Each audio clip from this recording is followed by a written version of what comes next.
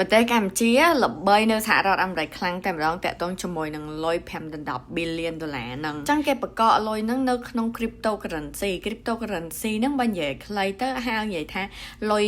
electronic លុយបែបនៅក្នុងតាតួលេខឯងអត់អាចកាន់បានទេហ្នឹងខ្ញុំបញ្យល់ឲ្យខ្លីងាយយល់ហ្មងណាហើយបង្កក់ហ្នឹងដោយសារគេសង្ស័យថាលុយហ្នឹងគឺជាលុយកខ្វក់និយាយឲ្យចំទៅគឺលុយដែលខុសច្បាប់ហើយមូលហេតុដែលធ្វើឲ្យព័ត៌មានហ្នឹងគឺល្បីខ្លាំងដោយសារនេះគឺជាលើកទី1ឯងដែលមានការបង្កក់លុយរហូតដល់5.10 billion ហើយក៏ជាលើកទី1ដែរតែការបង្កក់លុយហ្នឹងគឺស្ថិតនៅក្នុង cryptocurrency ព្រោះ cryptocurrency ហ្នឹងគឺជាប្រភេទលុយដែលតែថ្មីខ្លាំងតែម្ដងហើយអត់មានច្បាប់គ្រប់គ្រងត្រឹមត្រូវទេ